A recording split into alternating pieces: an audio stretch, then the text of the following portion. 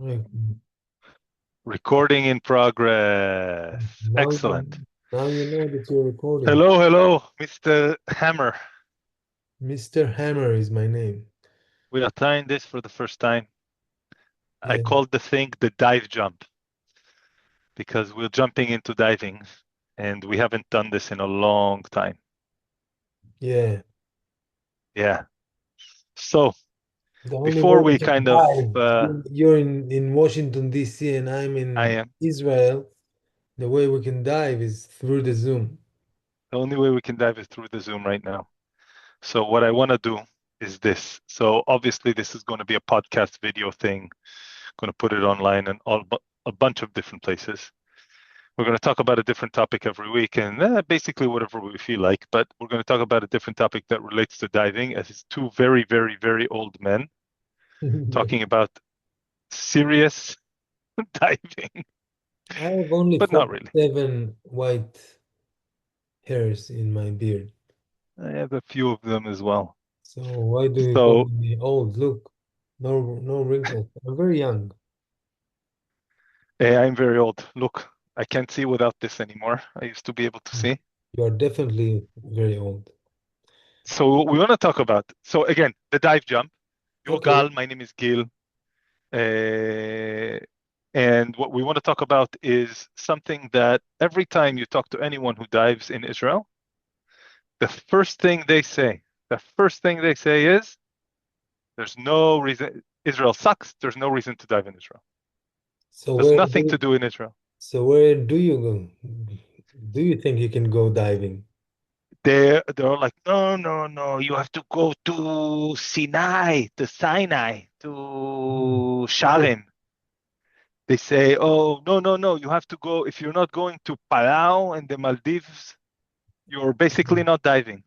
So I can only drive on Rolls-Royce. I cannot dive on Toyota.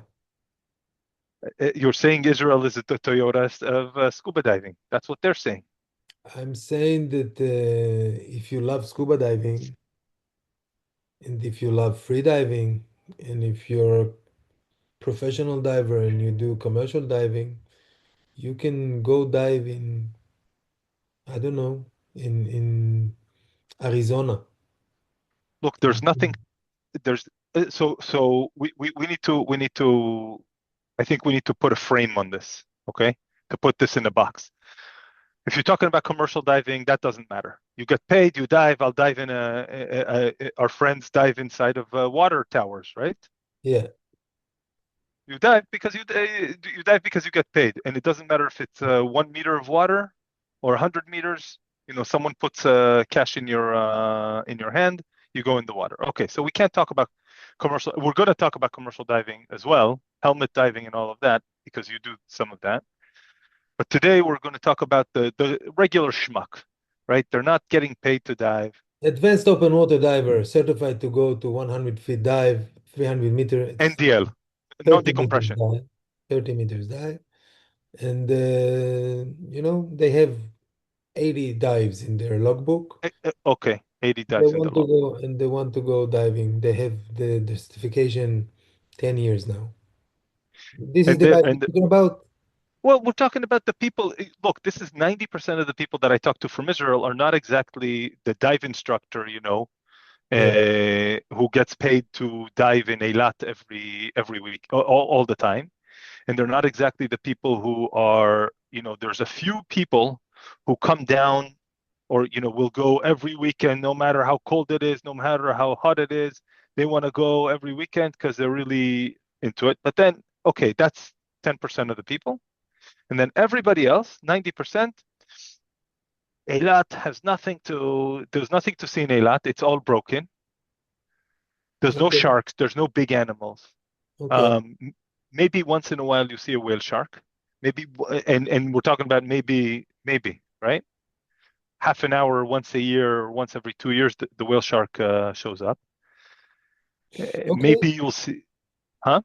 Okay. So if you're a diver and you want to go dive every weekend, so maybe you already have 300 dives and you know what you want from your life, and maybe you should move to Palau or Go every 2 months to the Maldives and go on a boat for 6 days.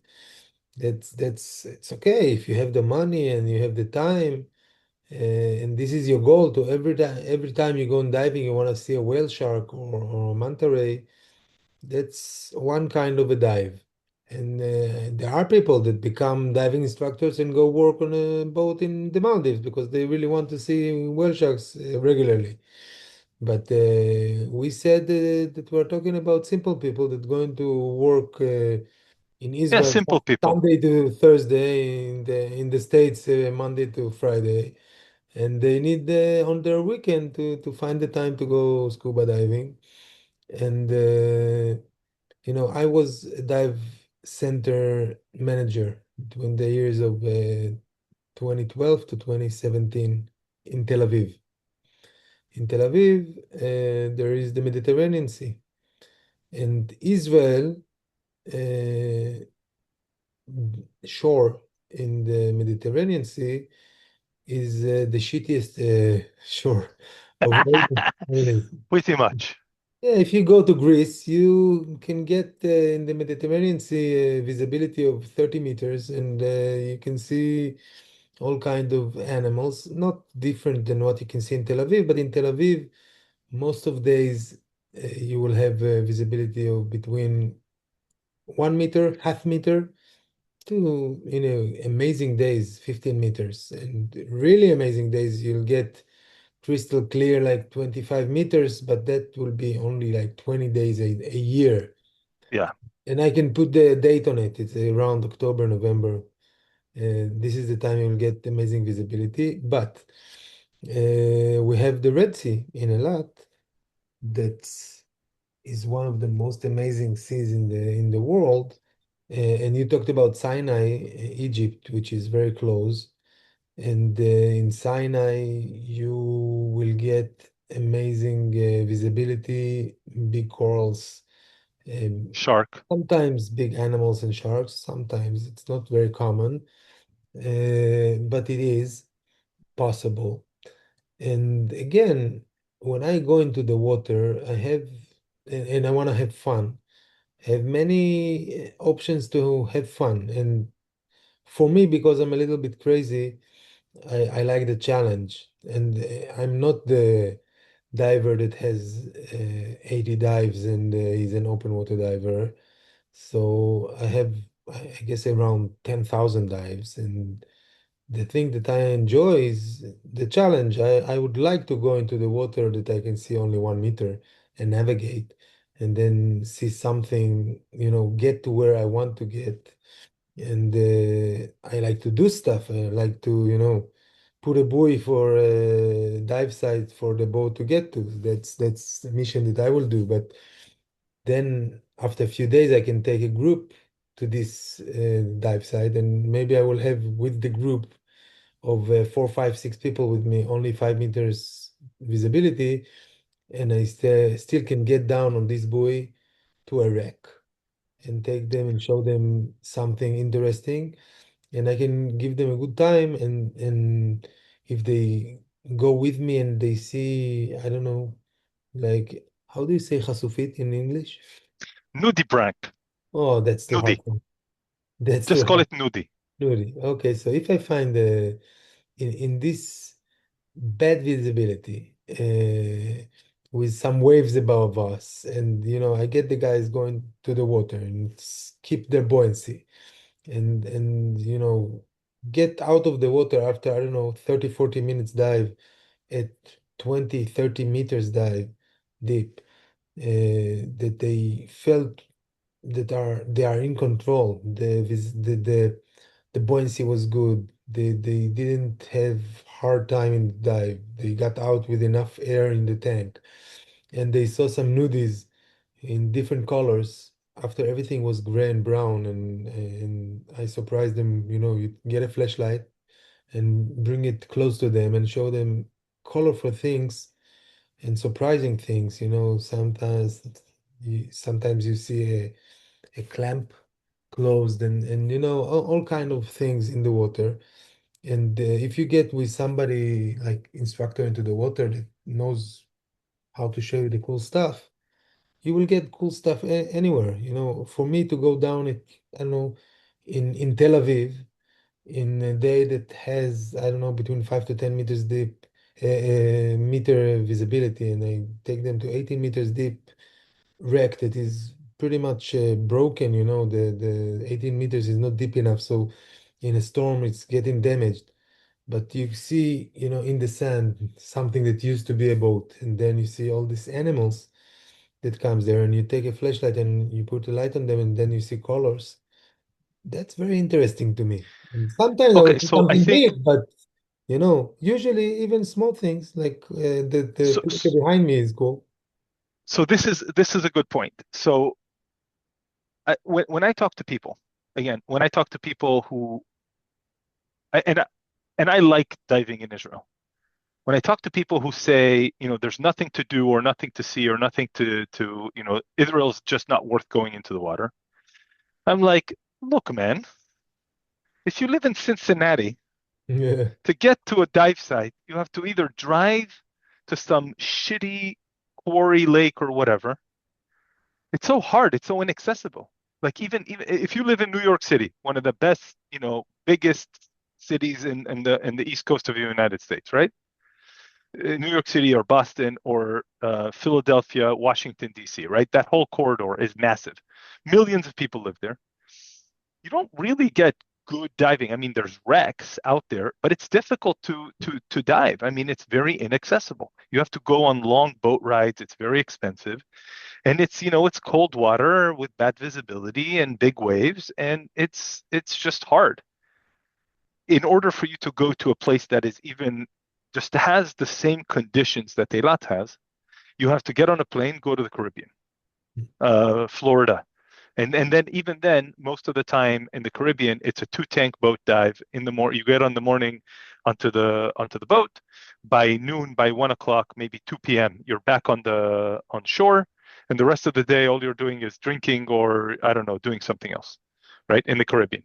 So Yeah. that's basically your options. So I tell these people that are like, man, there's nothing to see in Israel. Like, look, there's sand at 50 meters in Eilat. I've been there. There are broken corals and sand, but it's a special kind of sand. It's a special kind of sand because that sand, you got up in the morning at 5 a.m. in Tel Aviv. You got in your car. By 2 p.m., you were in the water, essentially, walking in. No boat, no captain, no dive master, just you and your buddy. Put tanks on your back, walked in, go down to 40 meters, right? Non-decompression dive, regular, like you said, 100 feet, 110 feet dive, just like an advanced open water is allowed to do. Maybe you have a deep certification, you and your buddy. It's regular sport dive. It's a regular recreational dive. You walk into the water at whatever time you want. There's no one sitting there telling you, hey, you have to go in right now and you have to come out in 30 minutes. You go in, you come out basically whenever you want. If you breathe well, if you're calm and good, or you're a small woman, you can be in there for an hour and a half. They don't breathe with those big tanks, and then you can do this dive pretty much that day, and it costs you even if you don't have any gear at all. Most of the dive shops, it's like $60, I think, is for a single tank, all equipment, all gear. So you just come with your speedos, you walk in, $60. 2 hours later, you're done with your dive. You get back in the car, you drive home on the same day. Well, if you're talking about the Red Sea and Elat, Privilege. after I've been not in a lot of places, I dove in United States, in Mexico, in Belize, in Colombia, in the Maldives, in Turkey, maybe some other places. In Egypt, I can tell you that Elat is the easiest place to dive in the world. If you want to go dive deep, you just swim 1 minute and you go as deep as you want. You can see corals, you can see colorful fish, amazing animals. I was just snorkeling with my daughter and her mother. She's not my wife. We never got married. Uh, she said maybe she'll marry me one day. So we just came back 4 days ago from a 3 days in Elat. We went only snorkeling. I didn't even go scuba diving.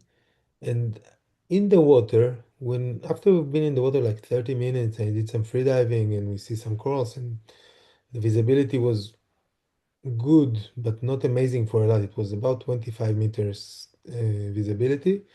And day before they had like 40 meters visibility. It was amazing.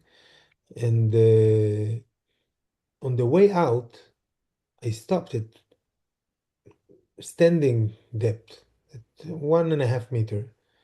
And they were already taking off the mask. And I told my daughter, come here for a second. And I told her, this is the most beautiful fish I know. And there is a fish that is look like a painting. It's got like 5, 6 different colors on it, and it's there is Sergeant Major, the Sergeant Major, yeah, yeah. yeah, Yes. this is like colorful fish with stripes, but it's like uh, it's like blur. And this fish, I told her, this is HD. It's like perfect color. It's like, the blue with gold and yellow and white. And it looks like somebody gave him makeup.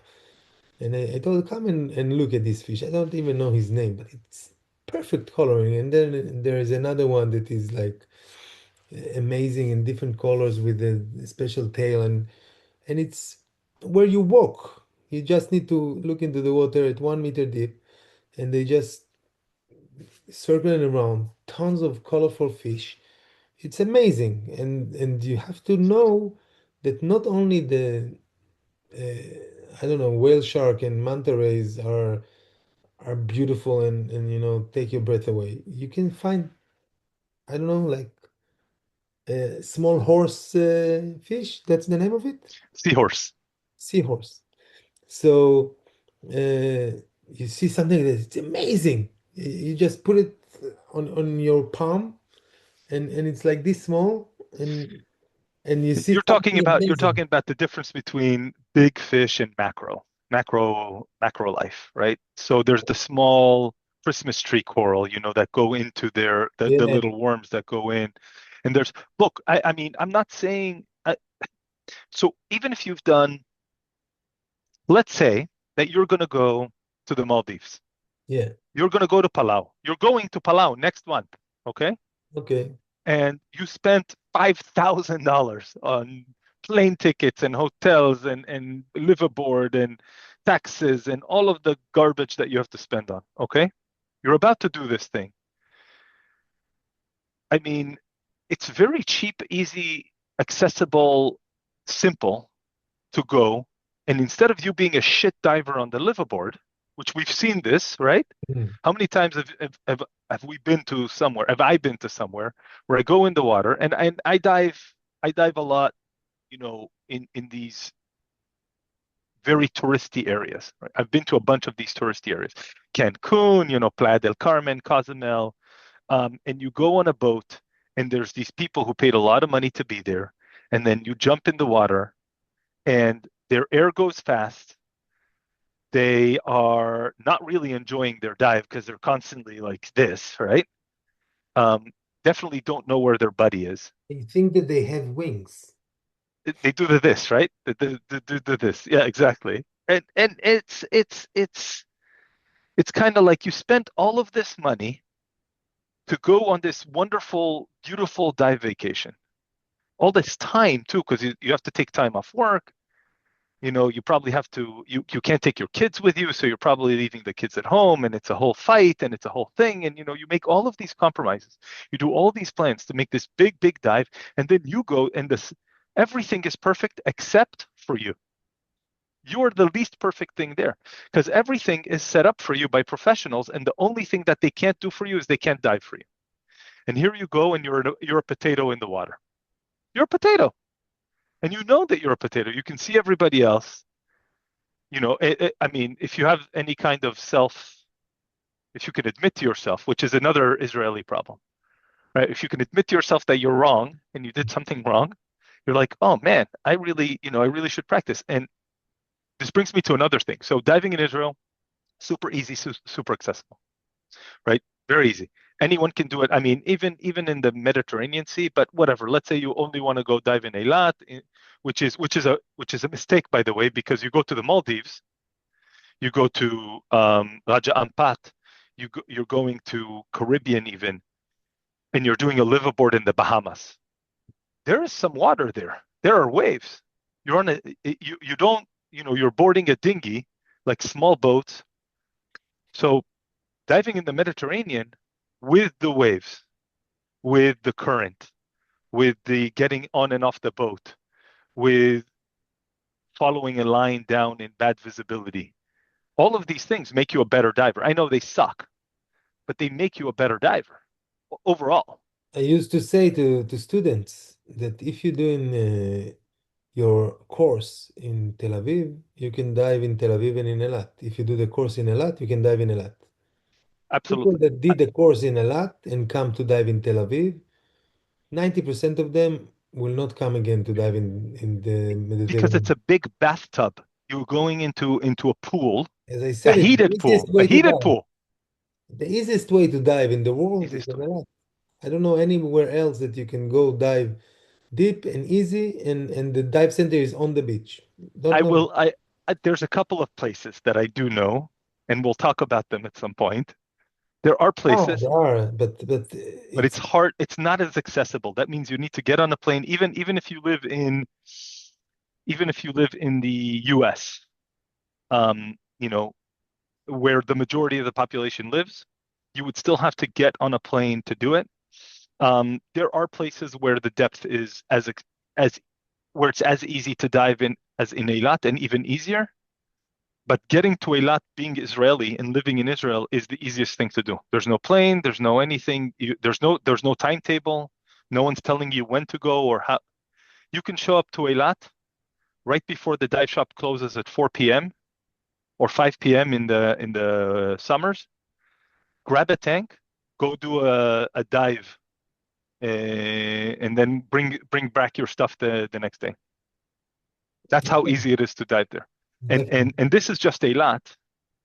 And so there's another problem, there's another negative in diving in Israel. When you dive in Israel, you have to deal with Israelis. Israelis are amazing. They're so Look, there are sweet three and rules. kind. There are three rules to diving in Israel. You must have insurance. Yes. You must have dived in the last 6 months. I think there's some wishy-washy for it if you have a dive master, Yeah, if you're an advanced diver. if you're experienced diver and you have the certification for it, you can pass the 6 months. Exactly. But let's say for most people, right? We're talking about like Yeah. 90% of the people, you need to have insurance. Not a problem. You can do it at the dive shop or you can do it online nowadays for something like 15, $20.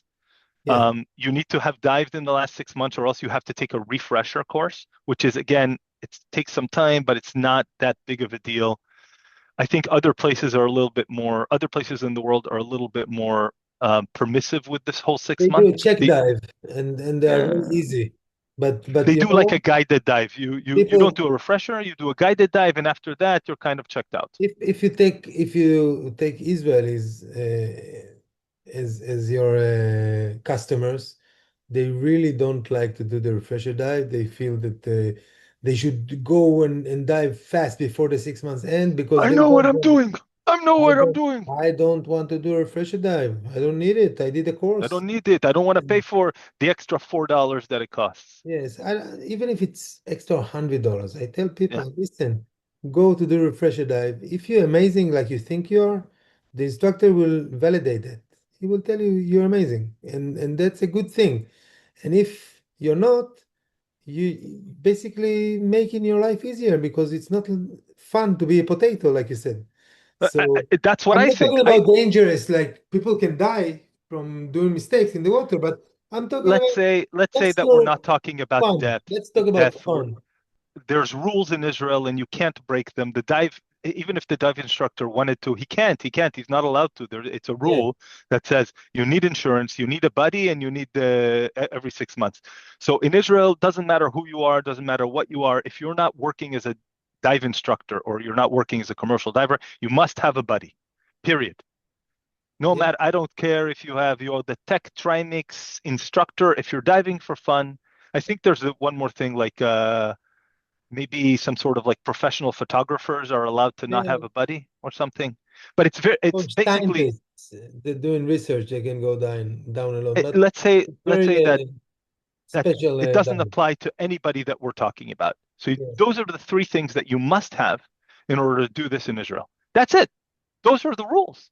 Yeah. Everything else is those are rules that are basically, they exist in other places as well, but you don't hear about them as like this hard and fast thing because you just don't hear about them because it doesn't come up. You're going on a guided dive, 2 tank dive in the Caribbean with a dive master. So why would you ever have this thing? And now insurance is not a requirement in to dive in a lot of places in the world. I think most people have some sort of DAN insurance anyways if they're serious about diving.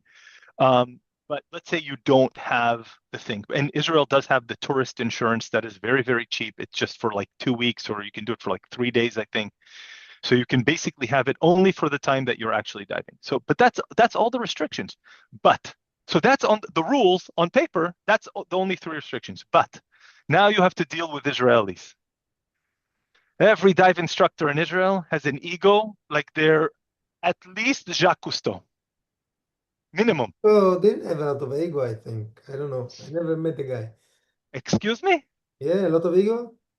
If Israeli dive instructors, it's it's like it's like you give them that card and they become, I don't know, they have a shift in their brain that says I know everything, I do everything, I am everything, I am the You most know, important self-centered person in the world. you know what's the difference between dive instructor and God? Yes, I do. God knows that he's not a diving instructor. There you go. Well, It's this is crazy. how I they mean, feel. look, and I've a bunch of Jews who go to, birthright or business in Israel, or just they go, for their kids' bar mitzvah or something. And they are certified divers. And I've talked to a bunch of these people because, we talk diving and they're Americans, and it's kind of like, oh yeah, so we were in Eilat. Oh, you went diving. It's like, man, these people, they're crazy. And I'm like, everyone gives them attitude about everything. So it was like, oh, you don't know how to use full. They've only ever dove with full foot fins, never did booties. And someone's going and telling them, look, you need booties. And he's like, okay, I don't know how to use these fins with the strap because I've only ever used the full foot that you do from a boat Yeah. in the Caribbean. And I'm like, why give someone shit about that? Like, why make them feel bad? And I'm like, that didn't happen. I'm like, but then I went to Israel and I went to a dive shop that didn't know who I was.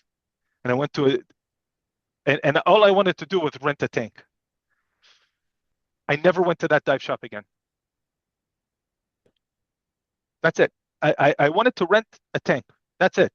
For me, one for me and one for my buddy that was with me. And We're what the shit did you easiest thing. do? I had all the gear. I had everything. I stole your gear at the time. I took your gear. I had all the gear, and my buddy that I'm talking about. We just went to the dive shop and we're like, hey, I have all the certificates, all the insurance, all the everything. Man, it was difficult. It was just difficult. What did they want? First of all, the level of service was basically like, "Who are you? What are you doing here?" And I'm just coming here to dive. The problem was he saw my instructor card and he's like, "You're teaching a class here. You're not allowed to." I'm like, "Dude, I'm just diving here for fun. What's your problem?" Well, But if so you so the try to attitude. tell people that it's fun to dive in Israel, you're doing the opposite right now. I, what I'm saying is that, look, you have to deal with Israelis, but this is a good place. Let's because of the Zoom thing. You see the timer? Yeah. Stop.